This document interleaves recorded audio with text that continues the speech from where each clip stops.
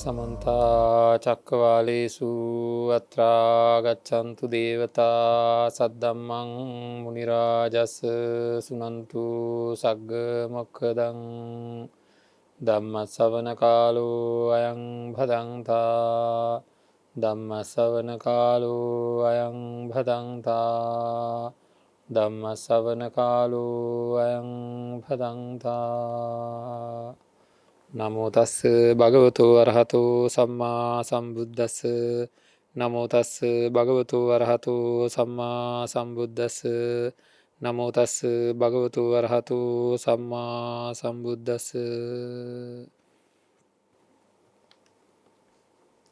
ඒකායනෝ අයං භික්ඛවේ මග්ගෝ සත්තානං විසුද්ධියා ශෝක පරිද්දවානං සමතික්කමාය දුක්ඛ දෝමනස්සානං අත්තගමාය ඥායස්ස අධිගමාය නිබ්බානස්ස සච්චි කිරියාය යදිදං චත්තාරෝ සතිපට්ඨාන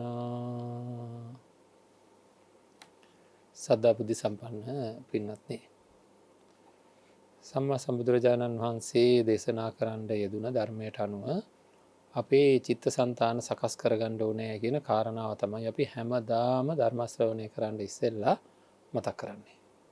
ඒ කියන්නේ බුදුහාමුදුරුවෝ යම් දෙයක් දේශනා කරලා තියෙනවා නම් අපිට ජීවිතේ මෙන්න මේ විදිහට හදාගන්න ඕනේ, චින්තනය මේ විදිහට වෙනස් කරගන්න ඕනේ කියලා, ඒක තමයි අපේ පරම අභිලාෂය. එතකොට අන්න ඒ අභිලාෂයට අනුව කටයුතු කරන්න තමයි අපි මේ හැම දේම කරන්නේ. ඒකයි මේවා සාකච්ඡා කරන්නේ.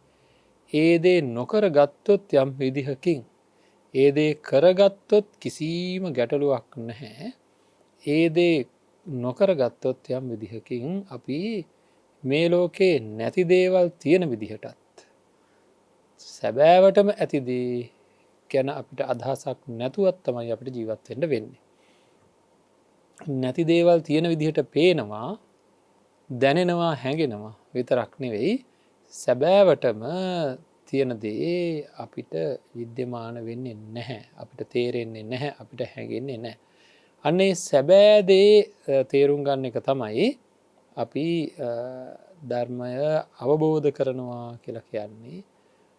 බුදුරජාණන් වහන්සේ දේශනා කරපු මේ ධර්ම කරුණු ගලපලා මේ මේකට මේක දැන් ඔය ගණන් ඉගෙන ගන්නවා වගේ, විද්‍යාව ඉගෙන ගන්නවා වගේ, මේ තාක්ෂණික විද්‍යාව, ඒවා එකකට ගලපා මෙතෙන්ට මේක ගැලපෙනවා, මෙතෙන්ට මේක ගැලපෙනවා කියලා ගැලපීමනේ ධර්ම අවබෝධ කරනවා කියලා කියන්නේ. පටිච්චසමුපාදයේ කරුණු ටික අරගෙන මේකෙන් මේක ගැලපෙනවා, මේකට මේක ගැලපෙනවා තමයි කියලා ගැලපීම, ඒවා එකිනෙක ගැලපෙනවා කියලා බලලා ඒ කරුණු මතක තියා ගැනීම නෙවෙයි. එහෙම ඒ විදිහට ගලපලා මතක තබා ගත්ත කරුණු අපේ ක්‍රියාකාරීත්වයත් එක්ක සසඳලා ඒ කරුණුවලට අනුව අපේ ක්‍රියාකාරීත්වය සිද්ධ වෙනවාය කියලා අත්දැකීමයි තමන්ගේ මේ ජීවිතය, තමන්ගේ මේ ශරීරය, තමන්ගේ කොට ගත්ත මේ ක්‍රියාකාරීත්වය. ශරීරය විතරක් නෙවෙයි, මෙතන තියෙනවා රූපයක් තියෙනවා, වේදනාවල් සකස් වෙනවා, සංඥාවල් හැදෙනවා, සංස්කාරයන් ඇති වෙනවා, විඥානයන් සකස් වෙනවා. මේ ක්‍රියාවලින් අර ඉගෙනගත්ත ධර්මවලට අනුකූලව, ඒ ධර්ම කරුණු වලට අනුකූලවම සිද්ධ වෙන බව අත්දැක ගන්නට පුළුවන්කම තියෙන්න ඕනේ. එහෙම අත්දැකීමක් තමයි අපි කියන්නේ ධර්මාවබෝධයක් කියලා. එවැනි වූ අත්දැකීමක් තමයි අපි කියන්නේ ධර්මය අවබෝධ කර ගැනීමක් කියලා. ඉතින් අන්න ඒක තමයි අපේ පැත්තෙන් අපි සිද්ධ කරගත යුතු දේ. ඒක තමයි අපේ පැත්තෙන් අපි සිද්ධ කරගන්න ඕන දේ. ඉතින් අපි බලමු මොකද්ද කරන්න කියලා. ඉතින් අපි බලමු මොනවද අපේ ජීවිතයේ අපිට ළඟා කරගත හැකි ඉලක්ක කියලා. හරි. හොඳයි. දැන් මම යනවා පොඩි උදාහරණයකට. බෑකෝ එකක් ඇවිල්ලා අපේ ගමේ පාර කපනවා. හැබැයි අපි කියන්නේ බෑකෝ එකක් කියලා. දැන් මං කිව්වෙත් එහෙමයි. මං කියවනම් බෑකෝ එකක් ගෙනල්ලා පාර කපනවා කියලා. ඒක ඒ තරම් මේ වැඩිය භාවිතා වෙන වචනයක් නෙවෙයි. බෑකෝ එකක් ගෙනල්ලා අන්නර ළමේ පාර කපනවා කියලා. හැබැයි උදැල්ලකිනුත් කෙරෙන්නේ පොළොව කපන එකක්. බෑකෝ යන්ත්‍රයක තියෙන තලයෙන් කෙරෙන්නේත් පොළොව කපන එකක්. බැකෝ යන්ත්‍රයකින් පොළොව කපනකොට අපි කියනවා බැකෝ යන්ත්‍රයකින් පොළොව කපනවා කියලා. නැත්තම් බැකෝ යන්ත්‍රයක් ගෙනල්ලා නැත්නම් බැකෝ යන්ත්‍රයක් පොළොව කපනවා කියලා. අපි තුමු පාර හදන්ඩ බැකෝ එකක් ගෙනල්ලා කවුරු හරි කෙනෙක් මේ භාවිතා කරනවා කියලා අපි ඒක කියන්නේ බැකෝ එකක් ඇවිල්ලා පාර කැපුවා කියලා. නැත්නම් පාසල් යන බස් එකට කියන්නේ ළමයි පාසල් යන බස් රථේ එන්න පරක්කු නම් අපි කියන්නේ බස් එක එන්න පරක්කුයි. අද බස් එක ආවේ නැහැ කියලා. මේ භාවිතයේ තියෙන්නේ. හැබැයි අපි කොයි වෙලාවකවත් අතේ අරන් එන බෑග් එකක් කාට හරි ගේන්න කිව්වොත් එහෙම දරුවෙකුට මගේ අන්න අතන තියෙන බෑග් එක ගේන්න අද උදේම මට යන්න ඉස්සෙල්ලා කියලා කිව්වොත් එහෙම බෑග් එක එන්න පරක්කුයි කියලා කියන්නේ නැහැ. හැබැයි බස් එකයි බෑග් එකයි දෙකම එකයි දෙකම නිස්සත්ත්ව නිජීව වස්තු. හරිද? ඇයි ඒ? බැකෝ එකක් ඇවිල්ලා පාර කපනවා කියන උදැල්ලක් ඇවිල්ලා පාර කපනවා කියන්නේ නැහැ. බැකෝ එකත් මනුස්සයත් ගත්තහම ඒක ක්‍රියාත්මක කරන මනුස්සයත් ගත්තහම වඩා ප්‍රකට බැකෝ යන්ත්‍රය. උදැල්ලත් ඒ උදැල්ල ක්‍රියාත්මක කරන මනුස්සයත් ගත්තහම වඩා ප්‍රකටව අපිට පේන්නේ මනුස්සයා. අපි හැම වෙලේම යමක් ගැන බලනකොට අපිට වැඩියෙන්ම ඒකේ ප්‍රකට වෙන්නේ ඒකේ වැඩියෙන්ම පේන දැනෙන හැඟෙන දේවල්. ඒ වගේ තමයි අපේ ජීවිතයත්. අපිට මේ ශරීර ඇවිදිනවා වාගේ දැනෙනවා. ශරීර තමයි ඇවිදින්නේ කියලා. ශරීර තමයි මේ වැඩ කරන්නේ කියලා.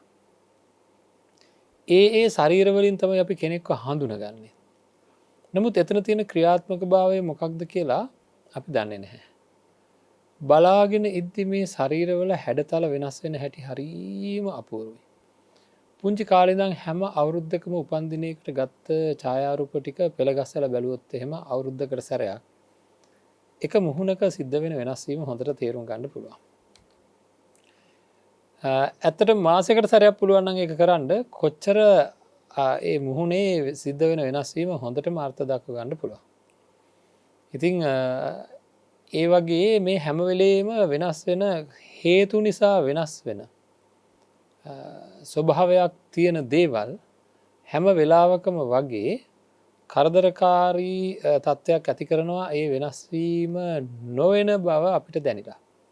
ඒ වෙනස් වීමක්වත් අපිට ගෝචර වෙන්නේ නැහැ. මොකද ඒක මොකද වඩා ප්‍රකට වෙන්නේ නැහැ කියලා. ඒකට හේතුව මේ මොහොතේ ඉන්නකොටත් අපිව වෙනස් වෙනවා. මේ ධර්ම දේශනාව ආරම්භ කරනකොට මගේ මුහුණේ තියෙන හැම බොහෝ වාරයක් මැරිලා අලුතෙන් ඉපදෙමින් මේ තියෙන්නේ. හරියට කොයි වගේද? මං කියන්නේ දිය ඇල්ලක් වගේ කියලා. දිය ඇල්ලක් එකම හැඩේ පෙන්눔 කරාට එක ආවේනික හැඩයක් පෙන්눔 කරාට හැම වෙලේම වතුර පල්ලෙහාට වැටෙනවා. ඒ වගේ අපි බලන්න අපිට මේක තේරෙනවා. හොඳට අපේ නියපොතු ගත්තොත් වැවෙන වෙලාව කොයි වෙලාවෙද කියලා කියන්න බෑ. නොවැවෙන වෙලාවක් නෑ කියලා කියන්නත් බෑ. හැබැයි නියපොත්තක් දිහා බලන් හිටියට වැවෙනවා පේන්නේ නෑ. ඉතින් ඔය වගේ ලස්සන දේවල්. හරි. ඔය වගේ බොහොම අපූර්ව දේවල් අපි එකතු කරගන්න ඕනේ. අපේ ජීවිතයට. ඒ කියන්නේ මේ ශරීරයේ තියෙන මේ වැහැරිලා යනවත් එක්ක නැවත සකස් වෙනකොට අර දිය ඇල්ල වගේ එක්තරා හැඩයක් පවත්ත ගන්න නියමයක් තියෙනවා අපේ පින්නත්නේ. ඒ කියන්නේ හරියට නිකන් කොයි වගේද දන්නවද? සීයයි තාත්තයි පුතයි මුණුපුරයි 4 දෙනා පෙළගස්සලා බැලුවොත් එහෙම එක ළඟ තියලා මොකක්ද ආවේනික බව පරම්පරා ලක්ෂණයක් පේනවා යාලා. ඒක හිනහ වෙන විදිහ හරි සමානකමක් පේනවා. එක කතා කරන විදිහේ මොකක්ද පරම්පරා ලක්ෂණයක් පේනවා. ඒක හරි පුදුමයි. ඉතින් ඒ වගේ තමයි මේ ශරීරය. මේ ශරීරයේ මේ රූප කොටස් හැම වෙලේම බිඳිලා යනකොට නැවත රූප කොටස් වල සකස් වීමක් සිද්ධ වෙන්නේ පරණ තිබ්බෙකට ඥාතිකමක් තියාගෙන. සම්බන්ධයක් තියාගෙන. ඒක මේ අමුතුවෙන් හිතන්න දෙයක් නෙවෙයි. අපි හිතමුකෝ පුවක් පැලයක් හැදෙනවා. පුවක් ගෙඩියක් හින්දායි පුවක් පැලයක් හැදෙන්නේ. පුවක් ගහ හැදුනට පස්සේ ඒ ගහේ පොල් ගෙඩි වගේ ඒව හැදෙන්නේ නැහැ. පුවක් ගෙඩිමයි හැදෙන්නේ. හැබැයි හරියටම බැලුවොත් එහෙම කලින් මේ ගහ හැදෙන්ට හේතු වෙච්ච පුවක් ගෙඩියක් තියෙනවා නම් ඒකට සර්ව සම එක පුවක් ගෙඩියක්වත් හොයන්න නෑ. සර්ව සම. හැබැයි තියෙන්ඩ බැරිත් නෑ. තිබුණා කියලා ප්‍රශ්නයකුත් නෑ. හැබැයි එහෙම නෑ මොනහරි වෙනස්කමත් තියෙනවා. හැබැයි ඒ වෙනස්කම් තිබුණට අපි මේක පුවක් කියලා හඳුනාගන්න මට්ටමට අර පරම්පරා ලක්ෂණ පවත්ත ගන්න. ඒක ලෝකයේ තියෙන නියමයක්. හේතු සකස් වෙනකොට එක විදිහකට ඵලය සමාන වෙනවා හුඟක් වෙලාවට. ඒ වගේ තමයි අපෙත් මේ මැරි යන හැම වෙලේම වෙනසකට භාජන වෙන මේ රූපයන් මේ ශරීරයේ තියෙන ඒවා වෙනුවට අලුත් ඒවා උපද්දවනවා. ඒ උපද්දන ඒවා කලින් ඒවාට සමානයි. උඩ තියෙන වතුර බිඳුව මැදට එනකොට මැද තියෙන වතුර බිඳුව යටට යනවා. දියැලක තියෙන ස්වභාවය එහෙමයි. නමුත් එක්තරා ආවේනික හැඩයක් පවත්ත ගන්නවා. ඒහින්ද අපි දියැලට නමක් දානවා. ඒකද මේ රූප සන්තතිය, ඒකට කියන්නේ සන්තතිය කියලා. මේ රූප සන්තතිය සිද්ධ වෙන තැන අපිට එක්තරා හැඩයක් පවත්ත ගන්න හින්දා අපි ඒ හැඩයට ලොකු පුතා, පොඩි පුතා, බාල පුතා කියලා නම් දානවා. තව වෙන නමුත් දානවා. සමාජයේම කතා කරනවා ඒ නමින්. හැබැයි දවස ගානේ මේ ශරීරය ගොඩක් වෙනස් වෙනවා. සමහරට අවුරුදු 10 දී විතර දැක්ක කෙනෙක් අවුරුදු 35 දී විතර නම් ඊළඟට අවුරුදු 25ක් විතර ගිහිලා නම් දකින්නේ එයාම කියන අඳුර ගන්නවත් බෑ මේ එයාද කියලා. අඳුර ගන්නවත් බෑ කියනවා. ඉතින් එහෙම සිද්ධ වෙන මේ වෙනස් වීම දෛනිකව මොහොතින් මොහොත සිද්ධ වුණාට අපිට ඒක ගෝචර වෙන්නේ නැහැ. ඒ වගේ තමයි ඒ එක්තරා නියමයකට කර්ම, චිත්ත, ඍතු, ආහාර කියන කාරණා හතර මුල් වෙලා තමයි මේ ශරීරයකට හේතු වෙලා තමයි පවතින්නේ. ඉතින් කර්මයේ ලොකු වෙනසක් අද වුණොත් එකම පිච්චිලා හැඩේ වෙනස් වෙනවා. එකම වැටිලා මගේ මූණ සම්පූර්ණයෙන් ඇනිලා මූණේ හැඩේ සම්පූර්ණයෙන් වෙනස් වෙනවා. හරිද? එක්ක අංශ භාගයක් වගේ හැදලා මූණ පැත්තට හැරිලා තිබ්බ හැඩේ සම්පූර්ණයෙන් වෙනස් වෙනවා. එහෙම එක ෂණයක වෙනස් වෙනවා සමහරට කර්මය වෙනස් වුණොත්. නමුත් කර්මයේ බලපෑම එක්තරා නියත ගානකට තියෙනවා හුඟක් වෙලාවට. ආහාරයේ බලපෑමත් එහෙමයි, ඍතුවේ බලපෑමත් එහෙමයි, චිත්තයේ බලපෑමත් එහෙමයි. ඒකින්ද මොකද වෙන්නේ? එක්තරා සමාන විදිහකට තමයි මේකේ හැඩතල සකස් වීම සිද්ධ වෙන්නේ. ඉතින් ඕක ඔන්න ඔය කර්ම, චිත්ත, ඍතු, ආහාර කියන හතරක මිශ්‍රණයෙන් ඒවා හේතු වෙලා තමයි මේ ශරීරයක මෙවැනි හැඩතල තියෙන්නේ, මෙවැනි හැඩතල පවත්ත ගන්න කියන එක අපි දැනගන්නේ ධර්මය තුලින්. ඒ වගේම පින්වත්නි අර බැකෝ යන්ත්‍රයේ කතාව වගේ එකක් මේ කියන්න හදන්නේ. කොහොමද අපි අතක් උස්සන්නේ? කල්පනා කරන්න ඕනේ. අතක් උස්සන්න අපිට කොන්දේසි වගේක් තියෙනවා. ඒ කොන්දේසිය සාමාන්‍යයෙන් අපි කියනවා ඉඳගෙන ඉන්න කෙනා නැගිටින්නේ කොහොමද? නැගිටලා ඉන්න කෙනා ඇවිදින්නේ කොහොමද? ඒ කොහොමද කියන එක අපි හැම වෙලේම කියනවා. කිව්වට අපිට ඒ පිළිබඳ සිහියක් නැහැ. ඒ තමන් ගැන කියද්දී කියන්නේ මට කියනවා කවුරු හරි ඔතනින් නැගිටලා එන්න. මොකද කියන්නේ ඔතනින් නැගිටලා එන්න පුළුවන්ද කියලා. මං ඒ වෙලාවට කියන්නේ මට හිතුනොත් මං එන්නම්. මට හිතුනොත් මං එන්නම්. හෙට එනවද අපේ ගෙවල් පැත්තට? මට හිතුනොත් මං එන්නම්. හෙට උදේ කීයටද නැගිටින්නේ? මට හිතුනොත් මං උදේ 4ට නැගිටිනවා. නැත්තම් මං 6ට නැගිටිනවා. උදේ නැගිට්ටහම මට හිතුනොත් තමයි මං ඇඳෙන් එළියට එන්නේ. ඔය විදිහට හිතුනොත් කියන කොන්දේසිය හැම තැනකම තියෙනවා අපි කතා කරද්දී. හිතලා බලන්නම් හිතුනොත් තමයි කරන්න පුළුවන්. ඇත්තටම අපිට යමක් කරන්න පුළුවන් අපිට හිතුනොත් විතරයි. හිතුන් නැත්තම් කරන්න බෑ. ඒක ප්‍රකට කාරණාවක් හොඳට බලද්දී. දැන් බලන්න අතක් උස්සන්නේ කොහොමද කියලා මේ බලන්න. දැන් මම මෙහෙම අත උස්සනකොට හදිස්සියේ මේ ගානට අත උස්සනකොට මාව අපවත් වෙනවා කියලා හිතන්න. මට මෙච්චරක් උස්සන් දුවමනාව තියෙනවා. නමුත් මේ ගානට අත උස්සනකොට මාව අපවත් වෙනවා කියලා හිතන්න. ටක් ගාලා අත වැටෙනවා පල්ලෙහාට. එහෙනම් අපිට හිතා ගන්න දෙයක් තියෙන්න ඕනේ. ඒ ගානට අත උස්සපුවාම මාව මැරෙනවා කියලා කියන්නේ මගේ හිතෙන් මේ ශරීරයේ උෂ්ණත්වයක්වත් ඒ ෂණයේ අඩු වෙන්නේ නැහැ. ශරීරයේ මොකුත් වෙනසක් උන්නේ නැහැ. උනේ මාව මැරෙන එක විතරයි. මැරිච්ච ගමන් ඊළඟ ෂණයේ දැන් තිබ්බා වගේම තියෙනවා මේක. නමුත් අත ඉස්සෙන්නේ නැහැ. අත ඉස්සෙන්නේ නැත්නම් එහෙනම් කොහෙන් හරි මෙයාට අඩුපාඩුවක් වෙලා. ඒ අඩුපාඩුව තමයි මගේ හිතෙන් දෙන අන නැහැ. මගේ හිතෙන් දෙන යම්කිසි වේගයක්, යම්කිසි අනක් එක්ක ලැබෙන මොකක් හරි විධානයක් තියෙන්ඩ ඕනෑ. හරිද?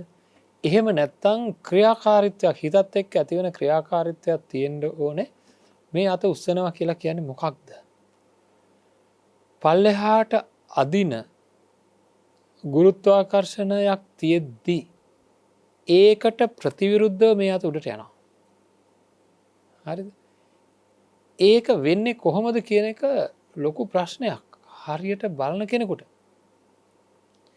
මේ ගුරුත්වාකර්ශණය අභිබව අපිට අඩි 2-3ක් හරි උඩ පයින්නත් පුළුවන්. ඒවා වෙන්නේ කොහොමද? මේ අත ඉස්සෙනකොට අතේ තියෙන බර දැරුවේ කවුද? ඒක කොහොමද උනේ කියලා නුවණ තියනවා නම් විමසලා බලුවා කියලා ප්‍රශ්නයක් නැහැ. ඒවා ගැන විමසන්න ඕනේ ඇත්තටම.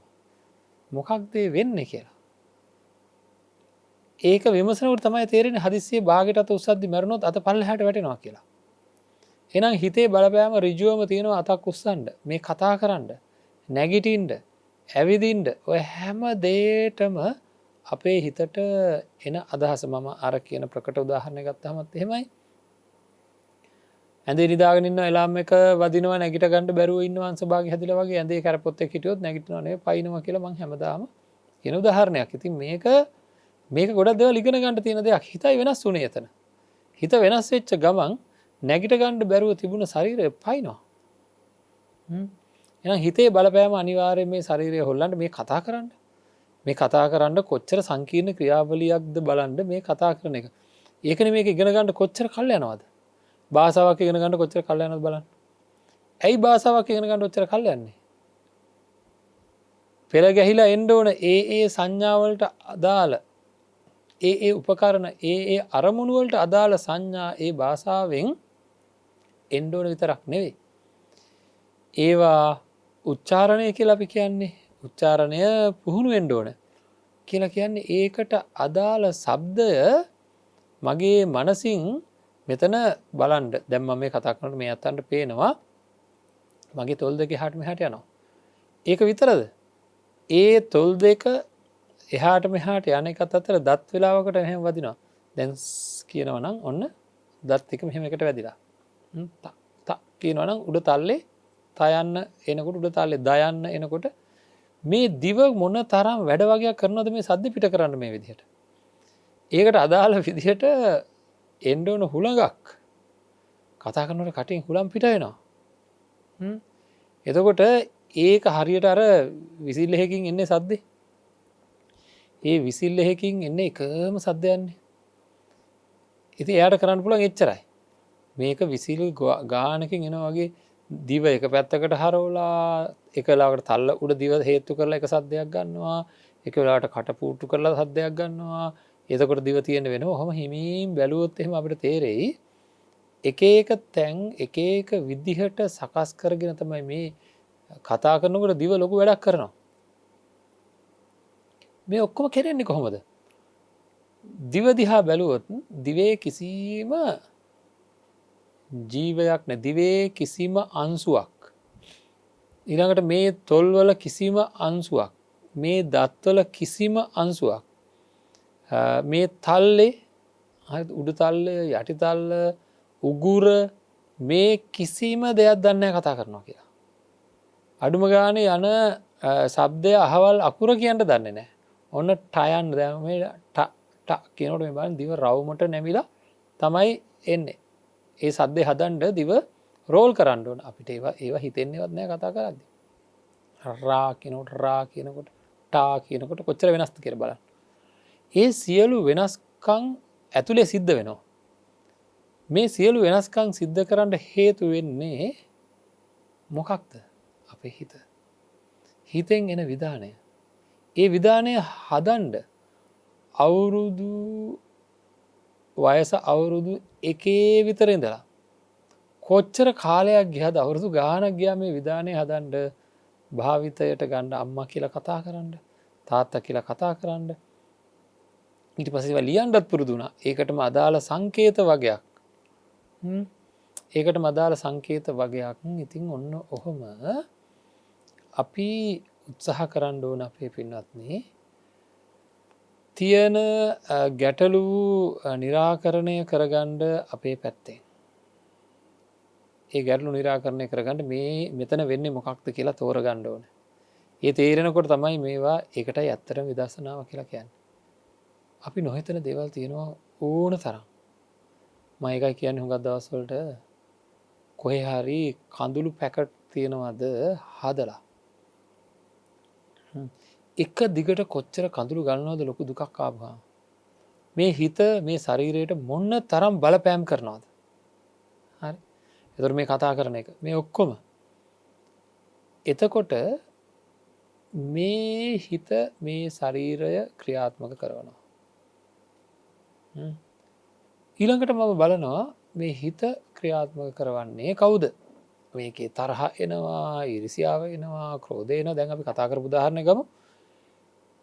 මට මේ ඇතුලේ ඇතිවෙන හැඟීමක් තියෙනවා ධර්ම දේශනාව කරන්න ඕනේ මෙන්න මේ විදිහටයි කියලා.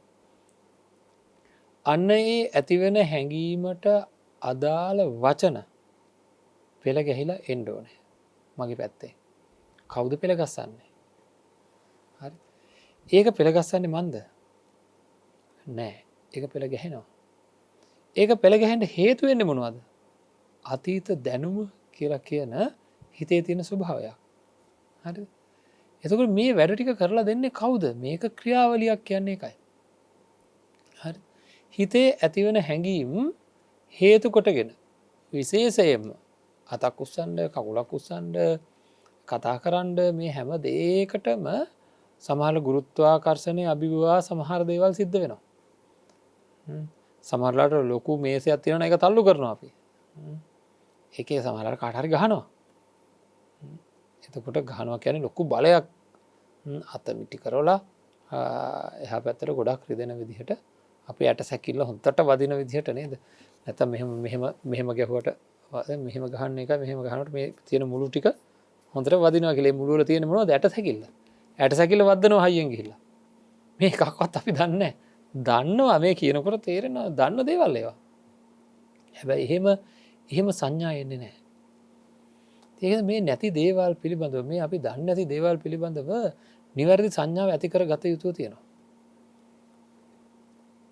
හිතක් නිසා උපදින හිතේ තියෙන ක්‍රියාකාරීත්වයක් නිසා උපදින වායු ධාතුවක් තියෙනවා. අපි දන්නවා බැකෝ යන්ත්‍රයක් ක්‍රියාත්මක කරන්නේ වායු ද්‍රව පීඩනයෙන් කියලා. හරිද? ද්‍රවයවල පීඩනය එහාට මෙහාට අඩු වැඩි වෙනකොට අරකේ අර අත උස්සන්න පුළුවන්කම තියෙන. එතනත් ගුරුත්වාකර්ෂණයේ අභිභවය අත වේගෙන් උඩට යනවා. හදිස්සියෙම කියන හෝස් එකක් පිපුරුවා මේක වැඩ කරන්නේ නැතුව කියලා.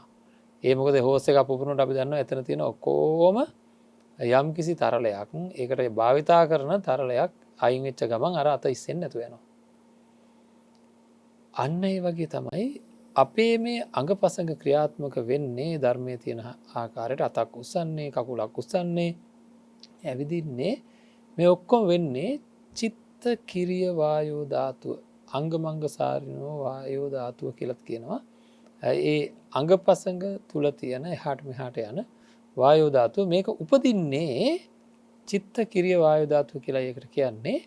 සිත නිසා උපදින වායෝ ධාතුවක් හේතු කොටගෙන මේ ශරීරයේ තැන් තැන් වල දැන් මෙහෙම අතක් උස්සනකොට මේ අත උස්සන්න මොකක් හරි පැහැදිලිවම ගුරුත්වාකර්ෂණයේ අභිභවා යන වැඩපිළිවෙලක් ඕනේ. එහෙනම් පීඩනයේ අඩු වැඩි වීමක් වෙන්න ඕනේ. මේක සිද්ධ වෙන්නේ මේ මහා වේගයෙන් සිද්ධ වෙන සංකීර්ණ ක්‍රියාවලියක්. මේක සිද්ධ වෙන්නේ එන්න ඒ ක්‍රියාත්මක වෙන වායෝ ධාතුවක් හේතුවෙන් පීඩනයේ අඩු වැඩි වීමකින් තමයි අත එසවෙන්නේ. හරිද? එක වෙලාවක අපිට අත්දකින්න හම්බුණා එක්තරා කකුල් දෙකම පන්න නැති වෙලා ගිය පුද්ගලයෙක්ගේ තරුණයෙක්ගේ අත්දැකීමක් අපිට ළඟින්ම ගන්න හම්බුණා. ඉතින් එයා උත්සාහ කරනවා කකුල උස්සන්න. හරිද? දැන් අපිට අත උස්සන්න ඕන මට අත උස්සන්න ඕන කියන හැඟීම උපදිනවා. හරි? ඉතින් ඒ හැඟීම උපදිනකොට ඒ හැඟීම පරිපූර්ණ වෙනකොට මේ අත ඉස්සෙනවා.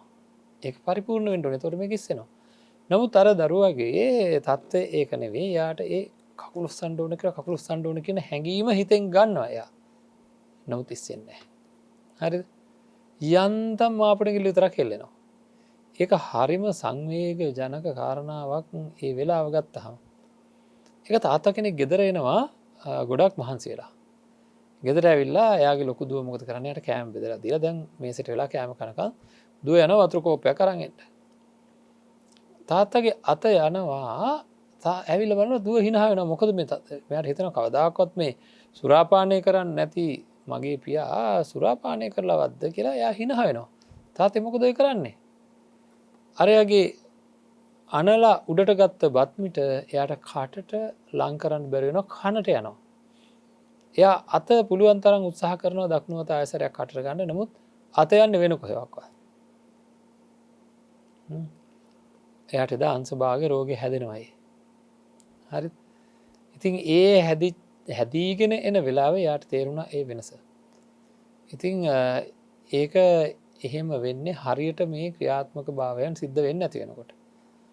දැන් එතකොට අපිට තේරෙන්න ඕනේ අපේ මේ ක්‍රියාකාරීත්වය එන්නේ හිතෙන් එන බලවේගයත් එක්ක කය සුදුසුකම් ලාභීව තිබුණොත් හිත හරියට නිකන් අර බැකෝ යන්ත්‍රයේ ඉඳගෙන ඉන්න ඒක මෙහෙවන මිනිස්සයා වගේ. කය හරියට නිකන් බැකෝ යන්ත්‍රය වගේ. මිනිස්සයාගේ විධිවිධාන ඒ පැත්තෙන් ලැබෙනකොට හෝස් පුපුරලා තිබෙන්නේ නැත්තම් තමයි බැකෝ එකේ අත ඉස්සෙන්නේ. ඒ වගේ තමයි අර අංශභාගය හැදෙනවා කියලා කියන්නේ මේ ශාරීරික ක්‍රියාකාරීත්වය අර හිතෙන් දෙන අන ක්‍රියාත්මක කරගන්න බැරි වෙන විදිහට ශාරීරික ක්‍රියාකාරීත්වය සකස් වෙලා නම් තමයි ඔය කියන ප්‍රශ්නේ එන්නේ. හරිද? ඔය කියන ප්‍රශ්නේ එන්නේ ඒ විදිහට ශරීරයේ ක්‍රියාකාරීත්වය සකස් වෙලා තියෙනවා. ඒ කියන්නේ මොන හරි අඩුපාඩු සහිත වෙලා. අඩුපාඩු සහිත වෙන විදිහට සකස් වෙලා. ඒ කියන්නේ අර චිත්ත ක්‍රියා වායු ධාතු ක්‍රියාත්මක වෙන්නේ නැහැ. හැදෙන්නේ නැහැ. දැන් ඔය සිද්ධියේදී දැන් බලන්න ඕනේ අපේ හිත පැත්ත හැරිලා අපිට කැමති වෙලාවට කැමති සිතුවිලි උපදවා ගන්න පුළුවන්ද කියලා. හේතු තිබ්බොත් උපදිනවා. මට දැන් නැගිටින්න ඕනේ කියලා හිතනකොට නැගිටින්න අවශ්‍ය කරන අර බණ්ඩ හිතනකොට ඒ නැගිටින්න කියලා හිතෙන්නේ වටේ පිටෙන් අතීතයෙන් එන අත්දැකීම් සහ මේ වෙලාවේ එන හිතට දැනෙන අවශ්‍යතාවය නිසා. එතකොට එහෙම හිතෙන්නේ එක්කෙනෙකුට නැගිටින්න කියලා හිතෙනකොට තව කෙනෙකුට නෑ නෑ එහෙම ඉන්න ඕන කියලා හිතෙන්න පුළුවන්. හරිද?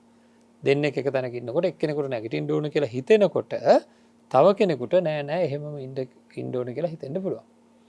ඒ හිතෙන්නේ ඒ අයගේ අතීත භාවිතය අනුව මෙවැනි අවස්ථාවක නැගිටලා යනවා. අපි කියන්නේ සිරිත් විරිත් සමහර අය ඉගෙනගෙන නැහැ කියලා.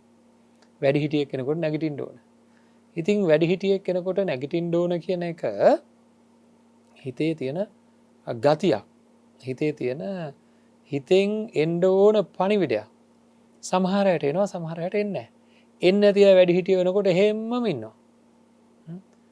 එන අය ආය මේ හිතලා අන්න වැඩිහිටියෙක් එනවා දැන් නැගිටින්න ඕනේ කියලා එහෙම මේ පියවර වශයෙන් හිතලා නෙවෙයි.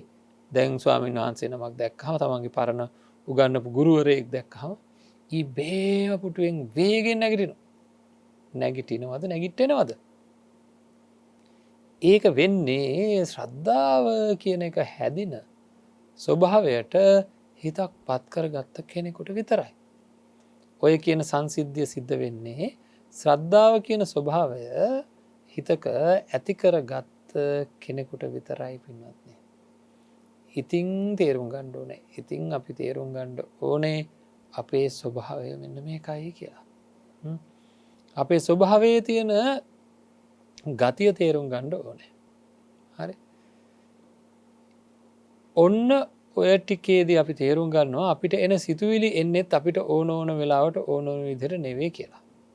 අපිට ඕන වෙලාවට ඕන විදිහට නෙවෙයි අපේ සිතුවිලි එන්නේ. ඒවා එන්නේ හේතු තිබුණොත් එනවා. මං කියන්නේ අර හිතන්න දෙයක් වෛද්‍යවරයෙක් ඉන්නවා වෛද්‍යවරයෙක් නොවන කෙනෙක් ඉන්නවා. ඒ දෙන්න එකට ඉන්න තැනකට ඇවිල්ලා ලෙඩේ කියනකොට වෛද්‍යවරයාට ලෙඩේ පිළිබඳ සංඥා එනවා සිතුවිලි එනවා. වෛද්‍යවරයා නොවන කෙනාට කිසිම දෙයක් එන්නේ නැහැ. ඒක අපි දන්න දෙයක්. අපි ඔතන නොදන්න දේ දන්න වැටහෙන්නේ නැති දේ තමයි. වෛද්‍යවරයාට අර ලෙඩේ කියනකොට සිතුවිලි එනවා ඒක එයාට අර වෛද්‍යවරයා නොවන කෙනාට ඒ සිතුවිලි එන්නේ නැහැ. හැබැයි වෛද්‍යවරයාට ඒ සිතුවිලි එන එක නවත්තන්න බෑ. අන්න බලන්න එතකොට තේරෙනවා මේ එන සිතුවිලි අපිට අයිති නැති බව. වෛද්‍යවරයෙක් ළඟට ගිහලා ලෙඩක් කියද්දී එන සිතුවිල්ල නවත්තන්න බෑ එයාට. ඔන්න මම දැන් දූරියන් කියලා කියනවා. දූරියන් ගැන මතක් වුණා. දූරියන් හඳුනගත්ත ඔය හිතේ නවත්තන්න පුළුවන්ද? බෑ. බාහිරින් අරමුණු ගත වුණොත් යම් විදිහකින් අපේ හිතේ එන සිතුවිලි අපිට නවත්තන්න බෑ. අම්මා කියනකොට අම්මා මතක් වෙනවා. තාත්තා කියනකොට තාත්තා මතක් වෙනවා. මහනුවර කියනකොට නුවර මතක් වෙනවා. දළදා වහන්සේ කියනකොට දළදා මාලිගාව මතක් වෙනවා. ඉතින් ඒ වගේ ඒ දේවල් අතීතයේ මගේ භාවිතයේ තියෙනවා නම් ඒවා මට මගේ මතකයට එන එක ඒ මතකයට එන එකත් එක්ක තරහ ඊර්ෂ්‍යා ක්‍රෝධ වෛර මාන්න ශ්‍රද්ධාව ආදී එක්කෝ කුසලයක් එක්කෝ අකුසලයක් ඇති වෙන එක මට නවත්තන්න බෑ. හරිද? ඒක සිද්ධ වෙන දෙයක්. ඒක සිද්ධ වෙන දෙයක්. අන්න ඒක අපි තේරුම් ගන්න ඕනේ. අපේ හිතේ නැගෙන සිතුවිලි අපිට ඕන වෙලාවට අපිට ඕන විදිහට අපිට ඕන ආකාරයට ගෙන්න ගන්න නම් පුළුවන් කමක් ඇත්තේම නැහැ. එහෙම ගෙන්න ගන්න බෑ. ඒවා බාහිරින් එන අරමුණු අනුව අතීත භාවිතය අනුව සකස් වෙනවා. අන්න එහෙම සකස් වෙනකොට ඒ සකස් වීම අනුව ඒ හිතේ සිතුවිලි සකස් වීම අනුව කයේ වෙනස්කම් ඇති වෙනවා. ඒ හිතේ ඇති වෙන සකස් වීම අනුව කයේ සකස් වීම සිද්ධ වෙනවා. මේක ක්‍රියාවලියක්. මතකද කිව්වම මම මෙතන තියෙන ක්‍රියාවලින් වගේක් කියලා කලින්ම. මේ මොනවද ඇත්තට මේ තියෙන ක්‍රියාවලිය? රූප, වේදනා, සංඥා, සංකාර, විඥාන. මොනවද මේ මෙතන තියෙන ක්‍රියාවලිය? රූප, වේදනා, සංඥා, සංකාර, විඥාන. හැම සිද්ධියක්ම හැදිලා තියෙන්නේ ඔය පුංචි පුංචි රූප, වේදනා, සංඥා, සංකාර, විඥාන කියන චූටි චූටි ක්‍රියාවල් එකතු වෙලා තමයි ඔය ලොකු ක්‍රියාවක් හැදිලා තියෙන්නේ. ඒවා එක්තරා නියමයකට අනුව ක්‍රියාත්මක වෙනවා. ඒක තමයි ස්වභාව ධර්මයේ නියමයන්. උඩ තියෙන දේ පල්ලෙහාට වැටෙනවා කියන එක ස්වභාව ධර්මයේ නියමයක්. හරිද? එතකොට අන්න ඒ නියමයන් වල තියෙන ස්වභාවයන් විශේෂයෙන් භෞතික දේවල් පිළිබඳව තියෙන නියමයන් හුඟා දේවල් මේ තාක්ෂණික විද්‍යාවෙන් හොයාගන්නවා. එක එක නියමයන් විදිහට. අහවල් දේ අහවල් විදිහයි කියලා එක එක නියමයන් ඒවා ඉතින් මේ ස්වභාව ධර්මයේ තියෙන දේවල්ම තමයි හොයාගන්නේ. ඒවා ගැන මෙන්න මේ වගේ නියතයකට සිද්ධ වෙනවා. පොදුයි. ඒක හැම තැනකම පොදුයි කියලා ඒ පොදු නියමයන් ස්වභාව ධර්මයේ ක්‍රියාත්මක වෙන දේවල් වල රටාවන් හොයාගන්න අය ඒ දේ හොයාගත්තා කියලා කියන. ඒකට එයාලගේ නමින්ම වෙලාවකට ඒ සමහර අපි ඔය භාවිතා කරන නියමයන් තියෙනවා. තාක්ෂණික විද්‍යාවේදී ඒවා එයාලගේ නමින්ම කියනවා. ඉතාලම පොඩි කාලෙම ඉගෙන ගන්න යත නිව්ටන්ගේ පළවෙනි නියමය, දෙවෙනි නියමය කියලා. ඔන්න ඒ හොයාගත්ත දේවල්. ඉතින් ලොකු දේවල් නෙමෙයි හොයාගෙන තින්නේ. යම් බලයක් එක පැත්තකට ඇති වෙනවා නම් අනිත් පැත්තට එහා සමාන බලයක් ඇති වෙනවා. ඔන්න නිව්ටන්ගේ නියමයක්. ඉතින් ඕක මේ තමයි වැඩේ. ඉතින් ඔය වගේ දේවල් හොයාගන්නවා භෞතික දේවල්. අපි පින්නත්නි භෞතික දේ පේන දැනෙන දේවල්. ස්පර්ශ කරන්න පුළුවන් දේවල්, මැනලා බලන්න පුළුවන් දේවල්. මේ මානසික දේවල් වලත් තියෙනවා නියමයන්. අන්න ඒ නියමයන් වලට අනුකූලව තමයි අපි ඔක්කොටම සිතුවිලි ඇති වෙන්නේ, ඇති වෙන ඒවා නැති වෙන්නේ. හරිද? මේකට අනුකූලව. එන්න ඒ නියමයන් තමයි බුදුරජාණන් වහන්සේගේ ධර්මයේ අපිට හම්බෙන්නේ. එතකොට අපේම ක්‍රියාකාරීත්වය.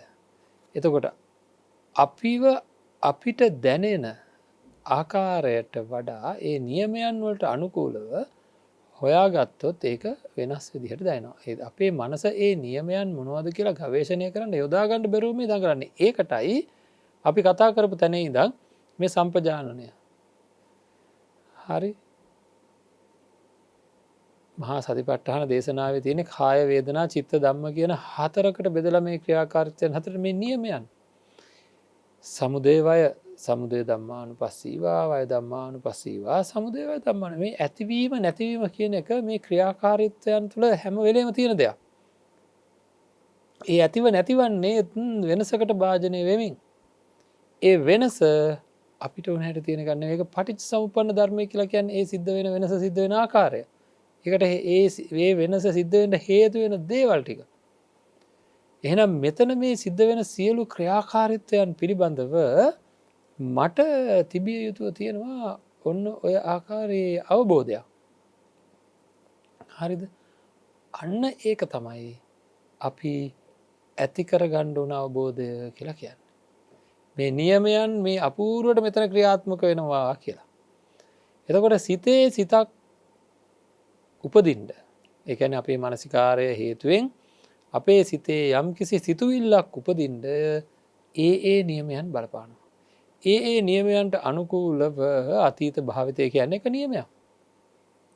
හරි ඉරාට උපනීසෝ පරික්කාරු මේවා එකතු වෙන හැටි මේවා අතීත දේවල් හේතු වෙන හැටි මේ ඔක්කෝම මේක තියෙන නියමයන්. හරි එතකොට මෙන්න මේ නියමයන් වලට අනුකූලව අපිට සිතුවිල්ලක් උපදිනවා.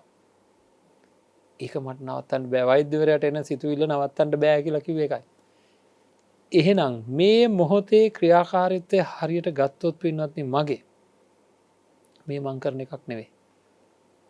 කිසිම විදිහකින් කිසිම කෙනෙකුට කිව්වොත් එහෙම මේ වෙලාවේ මේ බණ කියනවා.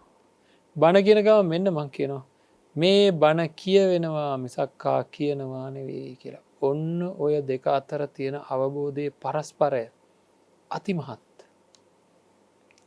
සැබෑම කතාව බණ කියවෙනවා කියන එකයි. සැබෑම කතාව සත්‍යම කතාව බණ කියවෙනවා මේ වෙලාවේ. හරිද? නමුත් දැනෙන්නෙම කොහොමද? කියන මටත් අහන මේ පින්වත් අයටත් දැනෙන්නෙම බණ කියනවා කියලා. හදිසියවක්වත් මං කිව්වොත් එහෙම මෙතන බණ කියන කෙනෙක් වශයෙන් ගණ්ඩ පරමාර්ථ වශයෙන් නෑ. බණ කියන කෙනෙක් මෙතන නෑ කියලා එහෙම කිව්වොත් එහෙම වැඩි දෙනෙක් කියන්නේ හොඳට හිටියා ඔය හාමුදුරුවන්න පිස්සු හැදිලා කියලා. සත්වය පුද්ගලයෙක් නෑ කියලා කිව්වොත් එහෙම මේ ඉන්නේ ඇත්තටම නෑම කියලා ගත යුතු නැත. ඉන්නව කියලා ගණ්ඩ විදිහකුත් නැත. නෑම කියන්න එපා කියලා කියන්නේ දුම්හිඳ ඇල්ල නෑම කියන්න බෑ. හැබැයි දුම්හිඳ ඇල්ල නෙවෙයි එතන තියෙන වතුර. ඒ බලන ආකාරයනු පරමාර්ථ වශයෙන් ගත්තහම සැබෑවටම නැහැ. නමුත් සම්මත වශයෙන් ඉන්නව නෙවෙයි. ඒකයි කියන්නේ ඉන්නවා කියලා ගත්තොත් එතන වරදිනවා. එහෙම සම්මතයක් තියෙනවා. මේ හැඩතල අනුව මෙහෙම ක්‍රියාත්මක වෙන කෙනාට අපි අහවල් නම කියලා කතා කරනවා. එතකොට පරමාර්ථ වශයෙන් මෙතන කරන්න දෙයක් නෑ මේක කෙරෙන එකයි මේ වෙන්නේ. කෙරෙන්නේ හේතු අනුව මේ බණ කිය වෙන්නේ නෑ බණ කීමෙන් ලැබෙන අන් අයට ලැබෙන යහපත කියන එක ප්‍රබලව. මෙතන තියෙන මනසිකාරය මෙතන මේ මෙතන බණ කියන තැන තියෙනවා යම් කිසි මනසිකාරයක්. ඒ මනසිකාරය තුළ මෛත්‍රිය නැත්තං කරුණාව නැත්තං එහෙම නැත්තං අන්න අයට යමක් කියලා දෙන්න ඕන කියන හැඟීම නැත්තම් මම බුද්ධ ශාසනයෙන් ඉගෙන ගත්ත දෙයක් තියෙනවා ඒ අනුව අන්න අයටත් ඒක උගන්වන්න ඕන කියන අදහස නැත්තං ඒවා මොනවත් නැත්තං සහ ගුරුවරුන්ගෙන් ඉගෙනගත්ත දේ ආවර්ජනය කරලා මේ ඒ මනසෙන් නැවත නැගෙන විදිහට සකස් කරලා නැත්තං විදර්ශනාවක් වඩලා නැත්තං මේ ඔක්කොම තියෙනවනම් විතරයි මේක කියවෙන්නේ මේ ඔක්කොම තියෙනවනම් මේක වෙන එක නවතින්නේ නැහැ. ඊළඟට අපි හැමදාම පින් දෙන මේ කාර්ය මණ්ඩලය විසින් මේ අවස්ථාව සලසලා දීලා නැත්නම් ඊළඟට දායකත්ව කල්යාණ මිත්‍ර දායකත්වය ලබා දීලා නැත්නම් මේ වගේ බොඩ දේවල් එකතු වෙලා එක තැනක වෙනස් නිර්මාණයක් තමයි එක තැනක වෙන සිද්ධියක් තමයි මේ බණ කීම කියලා කියන්නේ. ඒක වෙනවා ඒක කරනවා නෙවෙයි. ඔතෙන්ට තමන්ගේ මනස කවදා හරි වර්ධනය කරගන්න වෙනවා. ඒ විදිහට දැනෙන විදිහට. ඒ විදිහට දැනෙනවන මගේ වටේ ඉන්න හරියට මැසින් වගේ මට දැනෙන්නේ. ඉතින් ඒ මැසින් ටික ක්‍රියාත්මකයි වටේ තියෙන මැසින් ටික ක්‍රියාත්මකයි ගෙදර ගණ්ඩ. ගෙදරගත්තහම තමන්ගේ ගෙදර සමහරව පරණ මැසින් සමහරව අලුත් ඒවා සමහර ඒවාගේ ක්‍රියාකාරිත්‍යය හොඳයි පරණ වනත් ක්‍රියාකාරිත්‍යය හොඳයි සමහරව හරියට සද්ධදාන මැසින් හරිත ඒ වගේ හොඳ අදහසක් ඇතිකරගණ්ඩ පුළුවන් මේ වටේ තියන උපකරණටික ගැන ඒව එකක්වත් ඒවට ඕන හැටියට නෙවෙයි ඒවා සකස් වෙලා තියෙන ෆෝමැට් වෙලා තියෙන ආකාරය අනුව තමයි ඒව ක්‍රියාත්මක වෙන්න. හරිද අතීත භාවිතයන් අනුව ගෙදරින් ගෙනලා තියන්නක දූරියන් ගෙඩියක් නැතන් තල් ගෙඩියක් ඒ වගේ ගෙනත් තිබ්බහම සමහර කට්ටිය ඉතාම අප්‍රසන්නව ගේ ඇතුළේවත් ඉන්ට බෑමුන්න කරදරයක්ද කියලා ක්‍රියාත්මක වෙනවා අතරයේ සමහර අයමොකද කරන්නේ ඉතාම කැමැත්තෙන් ක්‍රියාත්මක වෙනවා එතමයි ඒ අයගේ සන්තාන තුළ ඇතිවෙන සිතුවිල්ලේ ස්වභාවය. හරිද ඔන්න ඕක තමයි අපි දැනගණ්ඩ ඕන දේ. එතන අපිට අයිති නැති වැඩපිළිවෙලක් සිද්ධ වෙලා ඒ වැඩපිළිවෙල හේතුව මේ කය චිත්තකිරිය වායෝධාතුවක් ඉපදිලා මේ කය එහාට මෙහාට යන එකක් තියෙනවා එහෙම නැතුව මෙතන සත්වයත් පුද්ගලයෙක් කියලා ගණ්ඩ දෙයක් නෑ කියලා. ඔන්න ඔය අවබෝධයට අපි කවදා හරිෙන්ඩ ඕන ඒ අවබෝධය තුළ ඉන්ඩෝනෑ අන්න ඒක නුවනක් ඒ නුවන පිළිබඳව සිහියෙන් වාසය කිරීම ඇවිදිනකොට ඇවිදිනවා කියන එක සිද්ධ වෙන ආකාරයේ යථභූත ස්වරූපය එතකොට හිටගන්නකොට හිටගන්නවා කියලා ඉඳගන්නකොට ඉඳගන්නවා කියල ඒ යථභූත ස්වරූපය අත්දකිමින් ඒ යථභූත ස්වරූපයට අනුකූලව අපේ ජීවිතය සකස් කරගණ්ඩ ඕන ඒ අතාභූත ස්වරූපය අත්දකිමින් වාසය කරනකොට අප කියනවා සති සම්පජානනයෙන් යුක්තයි කියලා ඒකට කියනවා අසම්මෝහ සම්පජානය එතන මෝහයක් නෑ පොඩ්ඩක්වත් මම කමටහන් වඩනවා කියනෙකුත් නෑ මං කහමටහන් අහනවා කියනෙකුත් නෑ මම ගෝචර සම්පජානය ඉන්නවා කෙලෙකුත් නෑ එහෙම අහවල්දේ තුළ ඉන්නවා කියල එකක් එතන නෑ ඒක වෙනවා කියෙන අදහල් තමයි තියෙන්. එක හරියට තේරුම් අරගෙන වාසය කිරීම. ඒ ක්‍රියාව හරියට තේරුම් අරගෙන වාසය කිරීමක් තමයි ඔතන වෙන්නේ. ඉතිං ඔන්න ඔය සම්පජානය කියලා කියන ගෝචර සම්පජානට වැඩිය කොච්චර දියුණු එකක්ද. ඔය සම්පජානනය කියලා කියන්නේ සත්ප්‍රාය සම්පජානට වැඩිය ගොඩාක් දියුණු එකක්. ඔය සම්පජානය කියලා කියන්නේ සාර්ථක සම්පජානට වැඩි දියුණු සාර්ථක සම්පජානය නැති කෙනෙකුට ඔය සම්පජානයට යන්ට පුළුවන් කියලා කියන්න පුළුවන්කමක් නෑ. සත්ප්‍රාය සම්පජානය පුරුදු පුහුණු නොකරපු කෙනෙකුට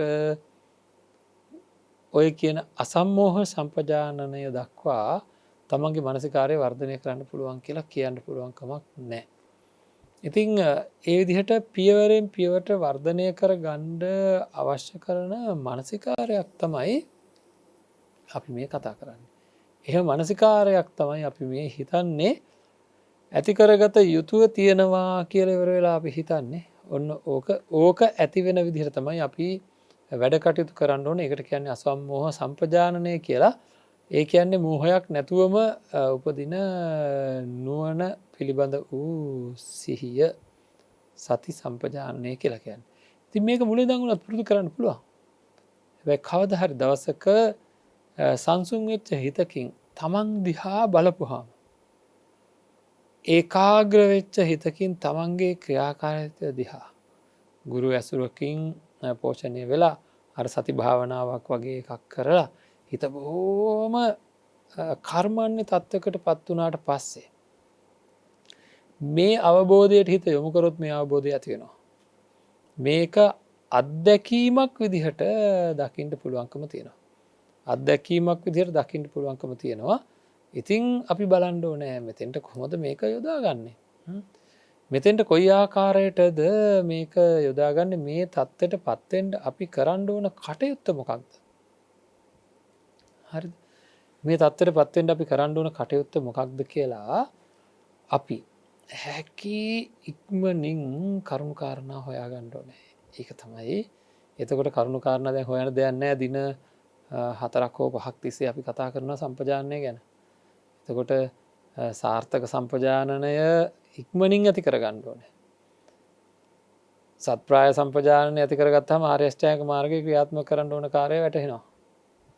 එතකොට ඒකත් එක්ක ගෝචර සම්පජානනය මෙන්න මේ අසම්මෝහ සම්පජානනය. එතකොට අපිට තේරෙන්න ඕන කළ යුතු දේවල් තියෙනවා. ඒවා පියවර වශයෙන් පින්වත්නි පුංචි පුංචි පියවර වශයෙන් අපි අත්දකින්න ඕනේ. පොඩි දෙයක් අරගෙන පුංචිම දෙයක් අරගෙන ඒක හරියටම එකතු කරන්න ජීවිතයට. එකක් කාමය වර්ධවා හැසිරීමෙන් වැළකෙමි. ජීවිත කාලෙටම කැඩෙන්නේ නැති වෙන්න ඒ තීරණය ගන්න ඕනේ. ඊළඟට බොරු කීමෙන් වැළකෙමි. අරට වැඩිය අමාරුයි. සියුම් තැනක වෙන්න පුළුවන්. පරුස වචනයෙන් වැළකෙමි. ඒ විදිහට ටික ටික මේ හීලෑ නැති සතා කියලා කියන මේ හිත හැම තැනම දුවන හිත ඔයදට පුංචි පුංචි පුහුණුවීම් ලබා දීලා ඒවා ක්‍රියාත්මක භාවයට ගත්තොත් පොඩි පොඩි පුහුණුවීම් ලබා දීලා ඒවා ක්‍රියාත්මක භාවයට ගත්තොත් මොකද වෙන්නේ? හරි. අන්න ඒ ක්‍රියාත්මක භාවය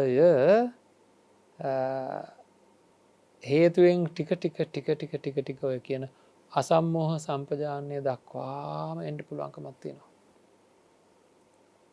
එතෙන්ට ඇවිල්ලත් සිහිය පවත්වා ගෙන වාසය කරොත් අපි බොහොම ළඟයි ඊටාම ආසන්නයි මේ අනාත්ම අවබෝධය ඇති වෙන්න.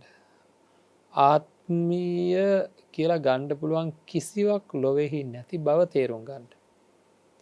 ආත්ම දෘෂ්ටි අයින් කරගන්න. ආත්ම දෘෂ්ටි අයින් වෙන තැන මොකද වෙන්නේ? සක්කාය දිට්ඨියත් අයින් වෙනවා. ඒකත් එක්ක සක්කාය දිට්ඨිය අයින් වෙනවත් එක්ක සියලු දෘෂ්ටීන් අයින් වෙනවා. සෝවාන් පලස්ත පුද්ගලයෙක් බවට පත් වෙද්දී සියලුම දෘෂ්ටීන් අයින් වෙලා. ඉතින් උත්සාහ කරන්න ඕන මේවා දින 5ක් නෙවෙයි දින 500ක් කතා කරත් මේ වාගේ තියෙන වටිනාකම මෙච්චරයි මෙපමණයි කියන්න බෑ පින්වත්නි. අපි අපේ මානසිකාරය මේ ජීවිතේදී සකස් කරගන්න පුළුවන්කමක් තියෙනවා නම් සෝවාන් පරස්ත පුද්ගලයෙක් වෙන්න පුළුවන් ගිහි ජීවිතයක් ගත කරන කෙනෙකුට ඒක කිසිම අඩුවක් නැහැ. පැවිදි කෙනෙකුට වැඩිය ටිකක් අමාරුකම් තියෙන එක විතරයි තියෙන්නේ.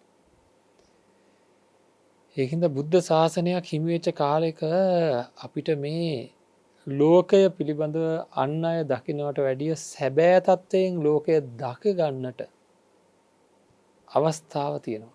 ඒ අවස්ථාව ගිලිහෙන්න දෙන්න එපා. ඒ අවස්ථාව ගිලිහෙන්න දෙන්න එපා. ඒ අවස්ථාව උදා කරගන්න ඕනේ. ඒක සාක්ෂාත් කරගන්නවා කියලා කියන්නේ තමන්ගේ ඇතුළාන්තයෙන් එන අවබෝධය මේක තේරුම් ගන්න පුළුවන් තත්ත්වයට පත් කරගන්න ඕන. ඉතින් ඒක තමයි අපි මේ බෞද්ධයෙක් විදිහට අපි ළඟ තිබිය යුතු එකම එක හැඟීම. මේ සඳහා අපි අධිකතර උත්සාහයක් දරන්න ඕනේ මේ ජීවිතේදීම මේ වැනි මානසිකත්වයක් ඇති කරගන්න. ඉතින් ඒ සඳහා ශක්තිය, ධෛර්යය, වීරය, අධිෂ්ඨානය, වාසනාව, ප්‍රඥාව හැම දිනාටම ලැබේවා කියලා අපි ප්‍රාර්ථනා කරනවා. හැම දිනාටම තෙරුවන් සරණයි. ආකාසට්ටා චුම්මට්ටා දේවා නාග මහිද්దికා පුඤ්ඤන්තං අනුමෝදිත්වා චිරං රක්ඛන්තු ශාසනං චිරං රක්ඛන්තු දේශනං චිරං රක්ඛන්තු මං පරන්ති. හොඳයි පින්වත්නි, අද දවසේත් නිවසේ ඉඳලා ධර්මයේ ශ්‍රවණය කරපු මේ පින්වන්ත පිරිසට ඒ ධර්මයේ ශ්‍රවණය කරන්නට අවශ්‍ය කරන මඟ පෙන්වීම සිද්ධ කරන්නේ ක්‍රියාවන් සිද්ධ කරලා දෙන්නේ ජයමග රූපවාහිනී කාර්ය මණ්ඩලයේ පින්වන්ත දරුවන්. ඉතින් ඒ අය වෙනුවෙන් අපි ප්‍රාර්ථනා කරමු යම් කිසි කායික මානසික වශයෙන් පුංචි හෝ දුක් කරදරයක් තියෙනවා නම් ඒ සියල්ල දුරවන්නට හේතු වේවා. මේ ජීවිතයේදී මුතුම් සැනසීමෙන් සැනසෙන්නට මේ සියලු පුණ්‍ය ශක්තියින් හේතු වේවා කියලා ප්‍රාර්ථනා කරමු. ඒ වගේම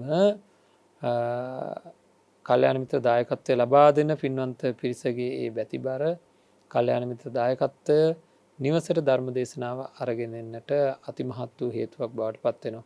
ඉතින් ඒ අය වෙනුවෙන් ප්‍රාර්ථනා කරමු කල්යාණ මිත්‍ර දාණය ලබා දෙන කල්යාණ මිත්‍ර දාණය හේතු කොටගෙන සසර වසන තාක්කල් කල්යාණ මිත්‍ර සම්පත්තිය ලැබේවා. පාප මිත්‍ර ආශ්‍රය සිද්ධ නොවේවා. ඒ අයට උතුම් ධර්ම අවබෝධය සඳහාම මේ සියලු පුණ්‍ය ශක්තියින් හේතු වේවා කියලා අපි ප්‍රාර්ථනා කරමු. ඉතින් අද දවසේ කල්යාණ මිත්‍ර දායකත්වයේ වශයෙන් සඳහන් කරලා තියෙන්නේ හෝකන්දර තලවතුගොඩ අංක 241න් 5 ඒ නිවසේ පදිංචි TDM ලකල් මන්දාරද සිල්වා පුතණුවන් ඇතුළු පවුලේ සියලු දෙනා විසින් කියලායි. මන්දාරද සිල්වා පුතණුවන්ගේ අද දිනට යෙදෙන 9 වෙනි ජන්මදිනය නිමිත්තෙන් ආශිර්වාදය ප්‍රාර්ථනා කරන්න තාත්තා අම්මා අක්කා ඇතුළු පවුලේ සැම විසින් සිදු කරන ධර්ම දානමය පුණ්‍ය කර්මයයි කියලා. බොහෝ දෙනෙක් පින්වත්නි දැන් මේ උපන් දිනය දවසට ධර්ම දානමය පුණ්‍ය කර්මයක් සිද්ධ කරනවා ආශිර්වාද ප්‍රාර්ථනා කරලා. මම හිතන්නේ බොහෝම ප්‍රඥා ගෝචර කටයුත්තක් තමයි මේ සිද්ධ කරන්නේ. ඉතින් අපි විශේෂයෙන්ම ලකල් මන්දාරද සිල්වා පුතණුවන්ට නිදුක් නිරෝගී චිරජීවනයේ ප්‍රාර්ථනා කරමු. දීර්ඝායුෂ ලැබේවා, සියලු යහපත සිද්ධ වේවා, ජීවිතය ඊටාම සාර්ථක ජීවිතයක් බවට පත්වන්නට මේ ධර්ම දානමය පුණ්‍ය කර්මය හේතු වේවා කියලා ප්‍රාර්ථනා කරමු. ඒ වගේ මේ පවුලේ සියලු දෙනාටම ඒ වගේම සුජීවත්ව වාසය කරන අය වෙනුවෙන් සුජීවත්ව වාසය කරන හැම දෙනාටම නිදුක් නිරෝගී චිරජීවනය ලැබේවා. උතුම් ධර්ම අවබෝධය සඳහාම මේ ධර්ම දානමය පුණ්‍ය කර්මය හේතු වේවා කියලා ප්‍රාර්ථනා කරමු. ඉතින් ඒ අත්න්ගේ තවත් ප්‍රාර්ථනාවක් තියෙනවා දේශකයන් වහන්සේ ඇතුළු උතුම් සංඝරත්නයටද මන්දාරද සිල්වා පුතණුවන් ඇතුළු ලෝවැසි සියලු සත්වයින්ටත් නිදුක් නිරෝගී සුවය උතුම් නිර්වාණ අවබෝධය පිණිසත් මේ දානමය පින්කම හේතු වේවා කියලා. ඉතින් අපි ඒ වෙනුවෙන්නුත් ඒ විදිහටම ප්‍රාර්ථනා කරමු උතුම් ධර්ම අවබෝධය වේවා කියලා. ඒ වගේම නමින් මිය පරවගියව සියලුම ඥාති මිත්‍රාදීන්ට මේ පින් අනුමෝදන් වේවා කියලා ප්‍රාර්ථනා කරමු. හැම දිනාටම උතුම් යහපත සිද්ධ වේවා කියලා ප්‍රාර්ථනා කරනවා. හැම දිනාටම තෙරුවන් සරණයි.